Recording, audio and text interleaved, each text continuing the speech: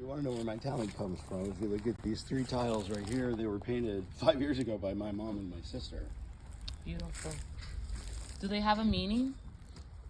We just wanted the rock garden to look more like a fish pond, like a koi pond. Which now it's more like a weed garden. Gorgeous. Hello and welcome back to my channel. It's your girl Dorita Chantel. And today for our selective interviews, we are with my friend, Tampa artist, Troy Elder. You ready? Let's go.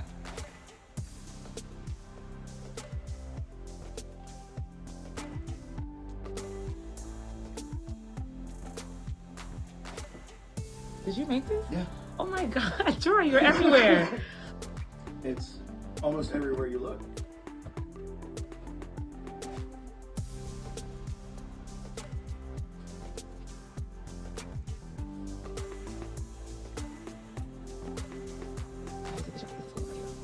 So, Troy Elder, where are you from? Born and raised in the Midwest, just outside of Chicago. Grew up on a farm in western Illinois, along the Mississippi River, so you can kind of call me a river rat. First came to Florida around 1969. I was really young. My memory kicks in 1970.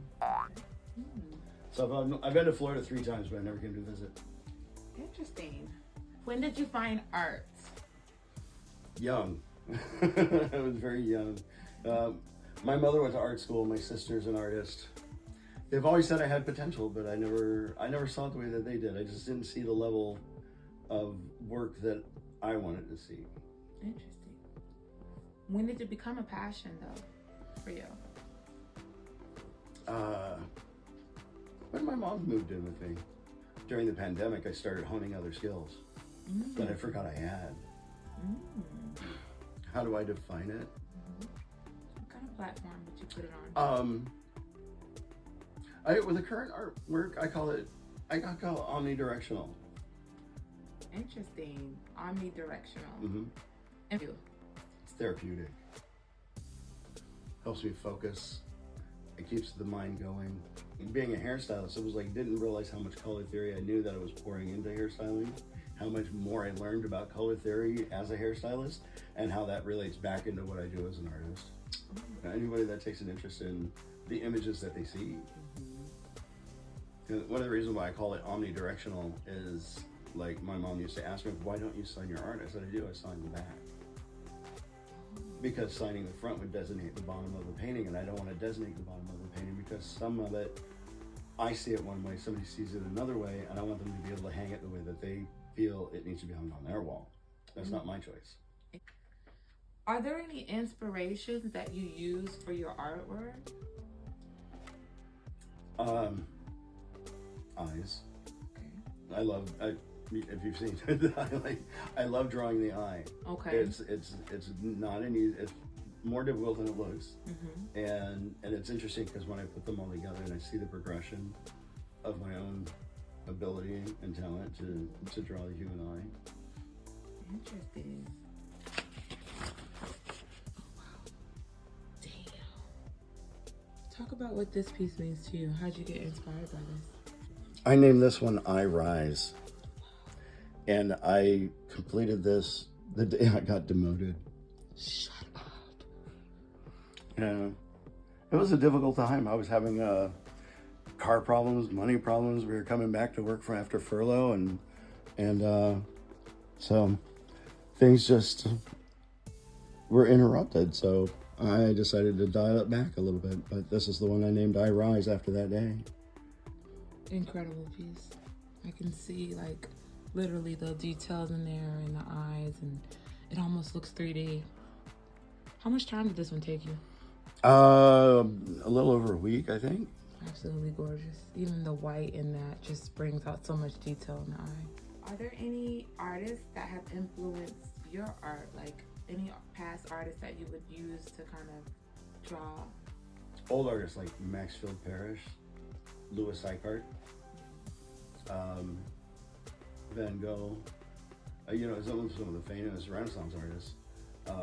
But I think Maxfield Parrish is one of my favorites because of his use of light, shadow, and texture.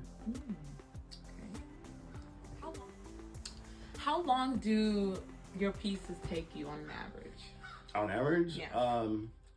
With some pieces, it takes longer prepping to make it than it does to actually do it. Oh, okay.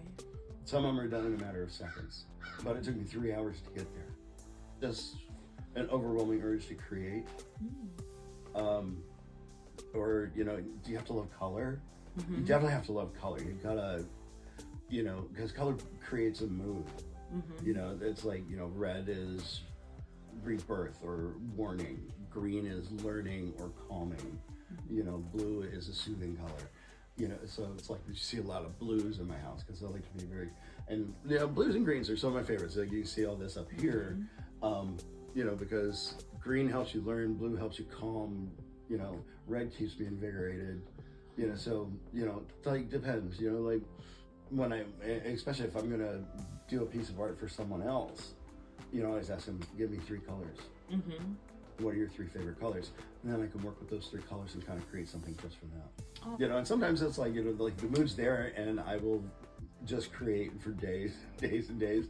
And sometimes it like tapers off and I'm like, I really should do something, but there's no, that spark hasn't hit yet. That tells me. It has to be there for you in order to. Yeah, because otherwise I'm just like, like something I realized like during the pandemic when I was creating a lot of things was, you know, life is very temporary. And I realized like this is something that I leave behind that keeps me here. That's true. You know, art is a way for me to continuously reinvent myself. Okay. Who is Troy now? I am my own creation. You know, I like to stand apart. You know, a little, you know, not always with the crowd, but at the same time, I don't want to draw attention. But I want to be noticed, just a little, you know. Basically, like, and I filled one color on one side, one color on the other side, and you flip them over, and when you take them off, you just let it drift, you know, kind of the way it goes. But I kind of liked it, but I didn't know what to do with it. It was one of those things. My mom is the one, because I made this years ago as a fridge magnet. Wow. Oh, I see. So you just used that as your motivation. Mom kept saying that mermaid would look so good in that painting. Beautiful. And so finally one day I took her off of the fridge and I set her down on the painting. I was like, you know what, Mom, you're right.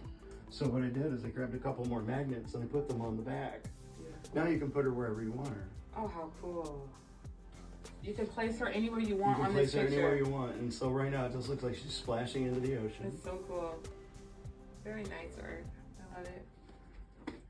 All right, that is it. Yes, the eyes are definitely. Eyes are my thing, yeah, because I'm trying to. It's not just drawing circles or whatever. It's like trying to get the shading, the dimension, the texture of the iris itself.